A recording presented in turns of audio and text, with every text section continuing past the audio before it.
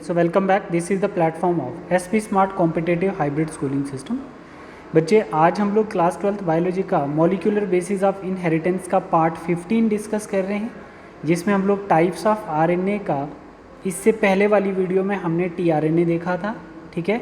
Charge tRNA और अनचार्ज tRNA क्या होता है, और उसमें कुछ स्टेप्स मैंने आपको बताए थे कि जब भी आपका एक न्यूक्लियोटाइड दूसरे के साथ जुड़ता है तो वो एएमपी की फॉर्म में जुड़ेगा, ठीक है, और 2 फॉस्फेट उसके एनर्जी के लिए यूज़ हो जाते हैं। और जब भी टीआरएनए के 3 प्राइम एंड पे आपका अमाइनो एसिड जुड़ेगा तो वहाँ पर एक एंजाइम यूज़ होगा, जिस एंजाइम को हम लोग क्या बोलते हैं, देखो जैसे यहाँ पे, जैसे आपको ये ध्यान रखना है, उस एंजाइम को हम बोलते हैं अमाइनो एसाइल टीआरएनए सिंथेटेस। क्या है एंजाइम का नाम बच्चे? Amino acyl tRNA synthetase. ये एंजाइम होता है जो टीआरएनए के 3 प्राइम एंड पे अमाइनो एसिड को जुड़ाता है, ठीक है। तो हमने बोला था जब भी एटीपी अमाइनो एसिड के साथ जुड़ेगा तो वो किस फॉर्म में जुड़ेगा? एएमपी की फॉर्म में जुड़ेगा, ठीक है ना बच्चे। AMP plus phosphate amino acyl होगा, ठीक। तो आज हम लोग देखेंगे सेकेंड टाइप आरएनए की, जिसको हम एमआरएनए कहते हैं, है ना। एम का मतलब होता है मैसेंजर आरएनए, ठीक है बच्चे। तो आप देखोगे बच्चे, एमआरएनए डीएनए से बनता है। प्रोकैरियोटिक के केस में डीएनए से एमआरएनए डायरेक्ट बन जाता है, ठीक है बच्चे। बट यूकैरियोटिक के अंदर डीएनए जो होता है वो डायरेक्ट एमआरएनए नहीं बनाता, पहले एचएनआरएनए बनाएगा और फिर उसके बाद एमआरएनए बनाएगा, ठीक है बच्चे। तो एचएनआरएनए के बारे में जानते हैं कि एचएनआरएनए क्या होता है। हीट्रोजीनस न्यूक्लियर आरएनए बोला जाता है एचएनआरएनए को, ठीक है। तो ये कहाँ बनता है? ये भी न्यूक्लियस के अंदर ही बनेगा। ये न्यूक्लियर पोर है और ये न्यूक्लियस के अंदर बनेगा डीएनए से एचएनआरएनए, और फिर एमआरएनए और एमआरएनए बाहर आएगा सेल के साइटोप्लाज्म। तो हम देख लेते हैं कि हीट्रोजीनस न्यूक्लियर आरएनए ये होता कैसा है। तो इसमें क्या होता है बच्चे, इसकी एक 5 प्राइम पोलरिटी, एक 3 प्राइम है, और इसके बीच में आपको क्या दिखेगा? इंट्रॉन, ये वाला पार्ट इंट्रॉन, और इसमें ये वाला पार्ट एक्सॉन दिखेगा, ठीक है। तो ये जो इंट्रॉन है बच्चे, ये स्प्लिट जीन बनाती है, वो मैं आगे हम आपको बताएंगे, ठीक है। तो इसमें से जो एक्सॉन वाला पार्ट होता है ये कोडिंग पार्ट होता है, जो प्रोसेस्ड एमआरएनए बनाता है, ठीक है, जो मॉडिफिकेशन करता है। बट इंट्रॉन को हम लोग नॉन कोडिंग पार्ट कहते हैं और इसको हम रिमूव कर देते हैं। तो इंट्रॉन रिमूव करेंगे, एक्सॉन ऐड करेंगे और हमारा बन जाएगा एमआरएनए। तो उसको बोला जाता है post transcriptional modification of hnRNA, ठीक है। तो हमारे पास एमआरएनए बन जाएगा 5 to 3। तो ये कैसे बन रहा है यहाँ पे हम लोग ज़रा देख लेते हैं। Post transcriptional modification of hnRNA, ठीक है। ये 5 प्राइम है, ये 3 प्राइम है, ये एक्सॉन है और ये इंट्रॉन है। तो एक्सॉन को हम ऐड कर देते हैं और इंट्रॉन को हम लोग रिमूव कर देंगे, ठीक है। बट इससे पहले हमें क्या करना पड़ेगा? 5 प्राइम एंड पे 7 मिथाइल ग्रुप ऐड करने पड़ेंगे, उसको हम कैपिंग कहते हैं, capping of 5 prime and. 5 prime and पे जब भी हम प्रोसेस्ड एमआरएनए बनाने जा रहे हैं एचएनआरएनए से, तो सबसे पहले हमें क्या करना पड़ेगा? 5 प्राइम एंड पे 7 मिथाइल ऐड करना पड़ेगा, उसको कैपिंग बोला जाता है, ठीक है, जिसको ग्वाइनोसिन्स का ग्रुप होता है वो, ठीक है। और फिर सेकंड स्टेप में हम क्या करते हैं? 3 प्राइम एंड पे टेलिंग करते हैं। टेलिंग का मतलब 3 प्राइम एंड पे एडेनिलिक एसिड के 200 से 300 ग्रुप ऐड करते हैं हम लोग, ठीक है बच्चे, उसको पॉली ए टेल भी बोलते हैं। तो हमने कैपिंग भी कर दी, टेलिंग भी कर दी। अब क्या करना है बच्चे? अब हम क्या करेंगे? स्प्लाइसिंग करेंगे। स्प्लाइसिंग का मतलब होता है इंट्रॉन को रिमूव करेंगे बच्चे और एक्सॉन को ऐड करेंगे, ठीक है। तो जैसे ही हम इंट्रॉन को रिमूव करते हैं तो एक हमारे पास एक क्या बनता है? स्प्लाइसोसोम बनता है बच्चे, है ना। और इसके अंदर आरएनए आ जाएगा और आरएनए जो है कैटलिस्ट की तरह काम करेगा और उसको यहीं से कट कर देगा और इनको कंबाइन कर देगा। तो ये क्या आ गया बच्चे? एक्सॉन एक्सॉन एक्सॉन हमने ऐड कर दिया और इंट्रॉन जो है वो हमने रिमूव कर दिया, और एक 5 प्राइम एंड पे हमारा कैपिंग एंड आ गया। ये एमआरएनए का 3 प्राइम एंड जो है ये टेलिंग एंड आ गया, ठीक है बच्चे। तो अब ये प्रोसेस्ड एमआरएनए जो है ये कहाँ जाएगा? अब न्यूक्लियस से साइटोप्लाज्म में जाएगा, ठीक है बच्चे। तो ये हम लोगों ने क्या देखा? Modification of hnRNA. इसको हम पोस्ट ट्रांसक्रिप्शनल मॉडिफिकेशन कहते हैं एचएनआरएनए की, ठीक। तो अब ये एमआरएनए जो है ये आगे प्रोटीन बनाएगा। अब कंप्लीमेंट्री डीएनए भी होता है बच्चे, सीडीएनए जिसको बोला जाता है। मानो यूकैरियोटिक डीएनए है ये, इसके अंदर एचएनआरएनए है और एचएनआरएनए से क्या बनता है? आपका एमआरएनए बनता है। बोला जा रहा है कि अगर एमआरएनए से क्या बन जाता है? कंप्लीमेंट्री मतलब डबल स्टैंडर्ड डीएनए बन जाता है। बट कैसे? रिवर्स ट्रांसक्रिप्टेस एंजाइम से ये एमआरएनए क्या बना देगा बच्चे? ये एमआरएनए क्या बना देगा? आपका कंप्लीमेंट्री डीएनए। उसको क्या बोलते हैं हम लोग? Reverse transcriptase. आरएनए से अगर डीएनए बनता है तो रिवर्स ट्रांसक्रिप्शन होती है, एंजाइम रिवर्स ट्रांसक्रिप्टेज बनेगा और आरएनए से ही आपका कम्प्लीमेंट्री डीएनए भी बनता है। बट यहाँ पर पोस्ट ट्रांसक्रिप्शनल मॉडिफिकेशन एब्सेंट होती है, लाइक बैक्टीरिया। ठीक है, तो ये हमने कम्प्लीमेंट्री डीएनए भी देख लिया। अब कंपैरिजन देखते हैं बच्चे हम आरएनए का। अमाउंट जो है किसका सबसे ज़्यादा, आरएनए का अमाउंट ज़्यादा होता है बच्चे। हम बोल सकते हैं बच्चे आरएनए जो होता है वो कितने परसेंट होता है, वो 80% होता है। टीआरएनए आपका 15% आ जाएगा और आपका एमआरएनए जो है वो 3 से 5% तक आता है। ठीक, ऐसे ही फिर उसके बाद आपका स्टेबिलिटी, मतलब स्टेबल कौन सा होता है, आरएनए ज़्यादा स्टेबल होता है बच्चे। ठीक है, उससे कम टीआरएनए और उससे कम एमआरएनए, और सबसे लीस्ट स्टेबल होता है एचएनआरएनए, तभी इसकी मॉडिफिकेशन करनी पड़ती है। साइज़ में देखें सबसे छोटा एमआरएनए होता है और ज़्यादा टाइप आपको इसमें से किसकी दिखती है, आरआरएनए की, जो 4 टाइप आपको यूकैरियोटिक सेल के अंदर देखने को मिलती है। ठीक है, अब हम लोग देखते हैं बच्चे conclusion of RNA on the basis of types of RNA polymerase. क्योंकि बच्चे प्रोकैरियोटिक सेल के अंदर एक ही आरएनए पॉलीमरेज एंजाइम होता है जो सेल के साइटोप्लाज्म में डीएनए से यहाँ पर आरएनए भी बना लेगा, एमआरएनए भी बना लेगा और टीआरएनए भी बना लेगा। समझ आई? तो आरआरएनए की 3 टाइप आपको इसमें दिखेंगी, 16S, 23S और 5S। ठीक, तो मतलब यहाँ पर सिर्फ एक एंजाइम यूज़ हुआ प्रोकैरियोटिक सेल में डीएनए से आरएनए बनाने के लिए। बट यूकैरियोटिक सेल में 3 polymerase enzyme, polymerase 1, polymerase 2, polymerase 3, but कहाँ, सेल के न्यूक्लियस में, यूकैरियोटिक सेल में। तो इस डीएनए के इस पार्ट से हमारा पॉलीमरेज 1 आरआरएनए बनाएगा, पॉलीमरेज 2 एमआरएनए बनाएगा और पॉलीमरेज 3 आपका टीआरएनए बनाएगा। तो मतलब यहाँ पे 3 टाइप के आरएनए पॉलीमरेज और यहाँ पर 1 टाइप का आरएनए पॉलीमरेज। ठीक है, क्या बना रहे हैं, टाइप्स ऑफ आरएनए बना रहे हैं। ठीक है, तो यहाँ पर कितनी, 4 टाइप्स बनेगी यूकैरियोट्स में, अभी जो हम बात कर रहे थे। कॉन्सेप्ट ऑफ जीन बच्चे, मेंडेलियन जेनेटिक्स और मॉलिक्यूलर लेवल ऑफ जेनेटिक्स। ठीक है, तो मेंडेलियन जेनेटिक्स के अकॉर्डिंगली जो बच्चे जीन का कॉन्सेप्ट है उसको हम क्या बोलते हैं, unit of inheritance which express the trait. मतलब जीन क्या है, जीन क्या, यूनिट ऑफ इनहेरिटेंस जो एक्सप्रेस करता है कैरेक्टर। मेंडेलियन कॉन्सेप्ट के अकॉर्डिंगली जीन्स की ये डेफिनेशन है। मॉलिक्यूलर लेवल ऑफ जेनेटिक्स के अकॉर्डिंगली जीन की जो डेफिनेशन है बच्चे, code for any type of RNA. समझ आई? मतलब जीन क्या है ये बोल रहा है, जीन की क्या डेफिनेशन बनती है मॉलिक्यूलर लेवल ऑफ जेनेटिक्स में, कि जीन एक सेगमेंट है डीएनए का जो कोड करेगा किसी भी टाइप के आरएनए को। समझ आई? तो वो मॉलिक्यूलर लेवल ऑफ जेनेटिक्स आ गई, जीन की डेफिनेशन इसमें। ठीक, तो अब मेरे पास ये डीएनए आपको दिख रहा है बच्चे, ये डीएनए है मेरे पास, और डीएनए के ये छोटे छोटे पार्ट क्या हैं, जीन कहलाएंगे। डीएनए के जो सेगमेंट है वो जीन कहलाएंगे, और इन जीन से क्या बनेगा आपका, इन जीन से क्या बनेगा आपका, डिफरेंट टाइप्स ऑफ आरएनए। हम किसकी बात कर रहे हैं, मॉलिक्यूलर लेवल ऑफ जेनेटिक्स के अकॉर्डिंग बात कर रहे हैं। ठीक है, तो अब इस जीन ने बना दिया एमआरएनए, इसने बना दिया आरआरएनए और इसने बना दिया टीआरएनए। ठीक है बच्चे, तो डिफरेंट जीन्स हैं तो डिफरेंट आरएनए को कोड कर रही है। ठीक है, तो अब इसमें से जो एमआरएनए को जीन कोड करती है उसको हम लोग क्या बोलते हैं, सिस्ट्रोन बोलते हैं।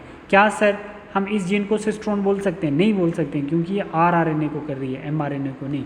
सिस्ट्रोन वो जीन कहलाएगी जो सिर्फ और सिर्फ एमआरएनए को कोड करती है। सिस्ट्रोन सेगमेंट या जीन है विच कोड फॉर ओनली एमआरएनए। ठीक है, या पॉलीपेप्टाइड न्यूक्लियोटाइड सीक्वेंस। अब आपको देखना बच्चे यहाँ पर कॉन्सेप्ट ऑफ सिस्ट्रोन एंड जीन क्या होता है।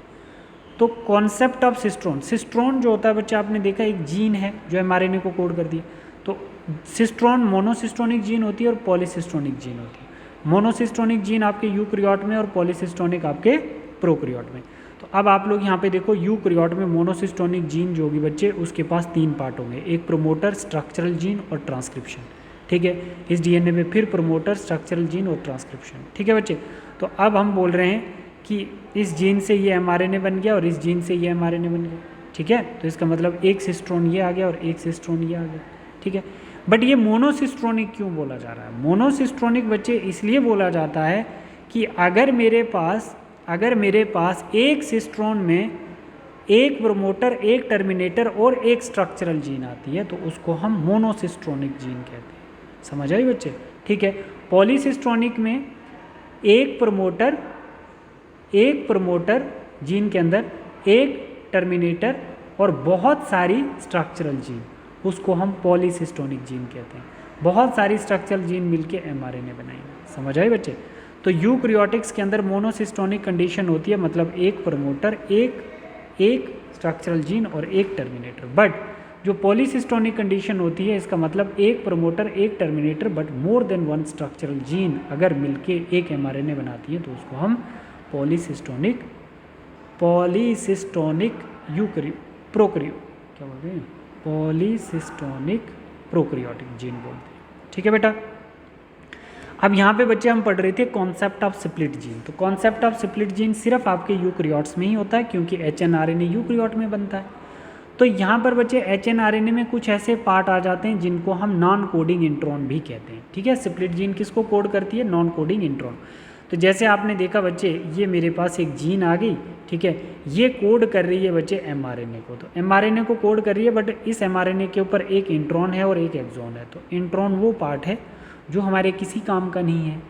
तो मतलब हम बोल रहे हैं कि स्प्लिट जीन वो होती है जो HNRNA के नॉन कोडिंग पार्ट को कोड करती है। तो अब हम क्या करेंगे बच्चे, इस HNRNA में जो हमें नहीं चाहिए उसको रिमूव कर देंगे, इंट्रॉन को रिमूव कर देंगे, ठीक है, और हमारा एक्सॉन ऐड होकर एक प्रोसेस्ड mRNA बन जाएगा। समझ में आगे बच्चे स्प्लिट जीन क्या है? तो स्प्लिट जीन वाला जो कॉन्सेप्ट है, split gene having non coding introns, है ना। तो HNRNA में need to modification and form mRNA। तो हम स्प्लिट जीन से जो हमारा इंट्रॉन बना था उसको हम रिमूव करते हैं।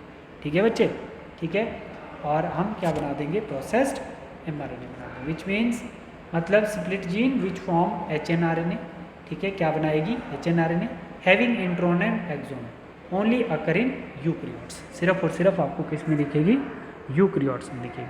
आज हम लोग देखते हैं बच्चे जेनेटिक कोड। ध्यान से देखना बेटा, जेनेटिक कोड क्या होता है बच्चे। जेनेटिक कोड में हम देखते हैं जेनेटिक कोड होता क्या है। आप मुझे बताओ, DNA रेप्लिकेशन से DNA बनता है और ट्रांसक्रिप्शन से DNA से RNA बनता है। हम बोलते हैं ये DNA रेप्लिकेशन और ट्रांसक्रिप्शन कम्प्लीटली डिपेंड किस पे करता है? कम्प्लीमेंट्री बेस पेयर पे। अगर मेरे पास DNA के ऊपर A है एक स्ट्रैंड पे, तो दूसरे पे T बनेगा ही बनेगा। अगर मेरे पास DNA के टेम्पलेट पे G है तो ऑपोजिट जो बनेगा मेरा RNA के ऊपर G के अपोजिट C होगा। तो ये कम्प्लीमेंट्री बेस है, इजीली प्रिडिक्ट हो जाता है। मतलब DNA से DNA बनना, DNA रेप्लिकेशन, और DNA से अगर मैं RNA बना रहा हूँ, DNA से RNA बना रहा हूँ, तो क्या हो रहा है? ट्रांसक्रिप्शन हो रही। तो मतलब मेरे पास कम्प्लीमेंट्री बेस पेयर है, मैं इजीली इन चीज़ों को कंसेप्चुलाइज कर पा रहा हूँ। समझ आ रही है बात?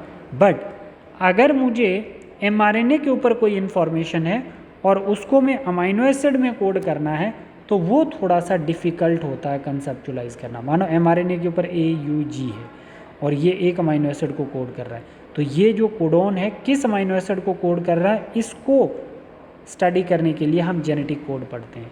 इसको स्टडी करने के लिए हम लोग जेनेटिक कोड पढ़ते हैं। ठीक है बच्चे। तो जब भी मैं mRNA की इन्फॉर्मेशन को प्रोटीन में कन्वर्ट करता हूँ तो उसको ट्रांसलेशन कहते हैं। ठीक है। तो मैंने बोला एक अमाइनो एसिड इससे बना, इससे एक अमाइनो एसिड बना, मतलब mRNA के ऊपर जो आपके न्यूक्लियोटाइड हैं 1 2 3 है ना, क्या है? न्यूक्लियोटाइड का सीक्वेंस है। तो इन 3 न्यूक्लियोटाइड के सीक्वेंस से मेरा एक अमाइनो एसिड कोड होता है। ऐसे ही फिर इन 3 न्यूक्लियोटाइड के सीक्वेंस से मेरा एक अमाइनो एसिड कोड होगा। ठीक है बच्चे। तो ऐसे 2 अमाइनो एसिड के बीच में एक बॉन्ड बनेगी जिसको मैं पेप्टाइड बॉन्ड बोलूँगा, एक लंबी पॉलीपेप्टाइड चेन बन जाएगी। तो मतलब इजी टू कंसेप्चुलाइज करने के लिए बहुत सारे साइंटिस्ट ने मतलब इस कॉन्सेप्ट को थोड़ा इजी करने को हम बोलते हैं डिसेफ्रिंग ऑफ जेनेटिक कोड। मतलब mRNA की इंफॉर्मेशन को प्रोटीन में जब हम कन्वर्ट करते हैं तो उसको हम बोलते हैं डिसेफ्रिंग ऑफ जेनेटिक कोड। ठीक है। मतलब mRNA के ऊपर जो कोड प्रेजेंट है उसको हम डिसेफ्रिंग ऑफ जेनेटिक कोड बोलते हैं। बहुत सारे साइंटिस्ट डिफरेंट फील्ड के इन्वॉल्व होकर, botanist, geneticist, organic chemist, physicist, इन्होंने स्टडी किया था डिसेफ्रिंग ऑफ जेनेटिक कोड। सबसे पहले क्या आया? First scientist George Gamow. इन्होंने पता किया कि टोटल 20 अमाइनो एसिड हैं, 10 एसेंशियल 10 नॉन एसेंशियल, और कोड हमारे पास 4 हैं। तो बोला कि अगर एक न्यूक्लियोटाइड से मैं 20 अमाइनो एसिड को कोड करूँगा तो मेरे पास तो 4 ही कोड बने ना फिर, क्योंकि मेरे पास 4 न्यूक्लियोटाइड हैं। कोड कितने हैं? 4 हैं। तो बोल रहा है कि ए क्या है? न्यूक्लियोटाइड है ये बच्चे। तो अगर मैं एक न्यूक्लियोटाइड से कोड करता हूँ तो 4 टोटल हैं, 4⁻⁴ तो मेरे पास 4 कोड बने। तो 20 अमाइनो एसिड कोड नहीं हुए बच्चे, इसका मतलब इनसफिशिएंट डेटा हो गया, क्योंकि वो जानता था कि मेरे पास 20 अमाइनो एसिड है। तो 20 अमाइनो एसिड को कोड करने के लिए मेरे पास 20 कम से कम 20 कोडोन तो चाहिए बच्चे। बोल रहा है कि अगर मैं 2 दो न्यूक्लियोटाइड को इकट्ठा लेता हूँ तो 4 मेरे पास टोटल हैं, तो कितने कोड हो गए? 16 कोड हो गए बच्चे। तो फिर भी 20 अमीनो एसिड 16 कोड से नहीं कोड हो पा रहे हैं। अगर मैं 3 लेता हूँ बच्चे न्यूक्लियोटाइड साथ में, तो 4⁻3, 4 क्या बचे? ये मेरे पास 4 कोड है, 4⁻3, ठीक है। तो मेरे पास 64 कोड बन गए। यस, अब मैं 64 कोडॉन से 20 अमीनो एसिड को कोड कर सकता हूँ बच्चे, ठीक है। ये मेरे पास सफिशिएंट डेटा आ गया। तो मतलब एक अमीनो एसिड को कोड करने के लिए मेरे पास ट्रिपलेट कोडॉन होता है बच्चे। ऐसे mRNA के ऊपर अगर AUG है तो ये एक कोडॉन होगा जो एक अमीनो एसिड को कोड करेगा, ठीक। अब silent feature of genetic code देखो, बोला है एक स्टार्ट कोडॉन, यूनिवर्सल कोडॉन और स्टॉप कोडॉन, ये 3 क्या आगे इसके साइलेंट फीचर है बच्चे। जो स्टार्ट कोडॉन होता है उसको हम AUG कहते हैं, start codon, code for methionine. Methionine क्या है? अमीनो एसिड, ठीक है। तो मतलब आपको ध्यान रखना है, जब भी हमारे पास RNA से प्रोटीन बनेगी तो प्रोटीन का जो पहला अमीनो एसिड होगा वो मिथ्यूनिन होगा, और उसको कोड करने के लिए जो mRNA के ऊपर न्यूक्लियोटाइड का सीक्वेंस होगा वो AUG वाला ट्रिपलेट कोड होगा, ठीक। यूनिवर्सल कोडॉन क्या है बच्चे? Triple U code for phenylalanine amino acid, ठीक है बच्चे। तो मतलब फिनाइलएनिलीन को कोड करने वाला ये कोडॉन सभी ऑर्गेनिज्म में आपको दिखेगा except mitochondria and some protozoa. फिर बता रहा है स्टॉप कोडॉन, जिसको हम नॉनसेंस कोडॉन कहते हैं, जो किसी भी अमीनो एसिड को कोड नहीं करता है, वो आ गया UAA UGA UAG। मतलब याद कैसे रखना है? उल्लू आया आया, उल्लू गया आया, उल्लू आ गया, ठीक है। तो ये हमारे कैन से स्टॉप कोडॉन है, जो क्या करवाते हैं? टर्मिनेशन करवाएंगे बच्चे, पॉलीपेप्टाइड चेन को ब्रेक करके आगे फिर प्रोटीन की फॉर्म में एक्सप्रेस भी तो करना है, ठीक है बच्चे। अब नेक्स्ट हमारा 4th जेनेटिक कोड आता है अनएम्बिगुअस। अनएम्बिगुअस का मतलब होता है कोई कन्फ्यूजन नहीं, मतलब एक कोडॉन एक ही अमीनो एसिड को कोड करेगा, एक कोडॉन एक ही अमीनो एसिड को कोड करेगा। तो फिनाइलएनिलीन को कोड करने के लिए ट्रिपल U है, और ट्रिप्टोफैन को कोड करने के लिए UGG है। One codon code for only one amino acid, उसको बोलते हैं जेनेटिक कोड इज अनएम्बिगुअस, ठीक। Code of degeneracy, code of degeneracy क्या होता है बच्चे? जैसे मेरे पास क्या है कि एक अमीनो एसिड को कोड करने के लिए बहुत सारे कोडॉन्स हैं, मतलब one amino acid code by more than one codons, like GG, GGC, GGU, ठीक है बेटा। तो ये क्या है? 3 कोडॉन है एक अमीनो एसिड को कोड करने के लिए, उसको कोड ऑफ डिजेनरेसी कहते हैं। फिर कॉमा फ्री, मानो mRNA के ऊपर ये ऐसे ATGC लिखे हुए हैं, कोई बीच में कॉमा नहीं है, सीधा 3 का एक कोडॉन बनाया जाएगा जो एक अमीनो एसिड को कोड करेगा without any punctuation. Example of genetic code to learn, कैसे याद करोगे? AUG start codon methionine, UAA UGA UAG मतलब स्टॉप कोडॉन, इनको हम नॉनसेंस कोडॉन भी बोलते हैं। UGG सिंगल अमीनो एसिड, मतलब single codon code for individual amino acid, ये वो कौन सा है? Tryptophan. Triple U phenylalanine first decipher, मतलब ये पहला अमीनो एसिड, ये कौन सा है बच्चे? ये पहला अमीनो एसिड है बच्चे, ठीक है, जो पहला अमीनो एसिड जो है जिसको कोड सर्च किया गया था, ठीक है, मतलब mRNA के ऊपर जो हमने स्टडी की है। तो फर्स्ट अमीनो एसिड को कोड करने के लिए जो हमने बनाया था वो क्या था? देखो फर्स्ट अमीनो एसिड तो अलग चीज़ है, मतलब mRNA के ऊपर फर्स्ट अमीनो एसिड बनाने वाला, फर्स्ट अमीनो एसिड को कोड करने वाला कोड AUG हो सकता है ना, बट ज़रूरी नहीं है कि उसको हमने सबसे पहले स्टडी किया हो। तो सबसे पहले स्टडी किया है हमने फिनाइलएनिलीन, उसको फर्स्ट डेसिफर बोलते हैं, ठीक है। आप ऐसे लिख सकते हो AUGC AUGC AUGC, 3 बार लिखोगे ना बच्चे, तो AAA लाइसिन को कोड करेगा, U फिनाइलएनिलीन को, GG ग्लाइसिन को, CC प्रोलीन को, ठीक है बच्चे। तो ये आपके RNA के ऊपर नाइट्रोजनियस न्यूक्लियोटाइड का सीक्वेंस है बच्चे, ठीक है। तो ऐसे करके ये भी आपके हो जाते हैं बेटा, ठीक है। तो अब हम लोग देखेंगे बच्चे आपकी नेक्स्ट क्लास में क्या देखेंगे? आपकी नेक्स्ट क्लास में हम देखेंगे आपका म्यूटेशन एंड, है ना, म्यूटेशन देखेंगे थोड़ा सा, जिसमें frame shift mutation, point mutation, ठीक है, ये हम लोग नेक्स्ट क्लास में डिस्कस करेंगे, ठीक है बच्चे। Thank you.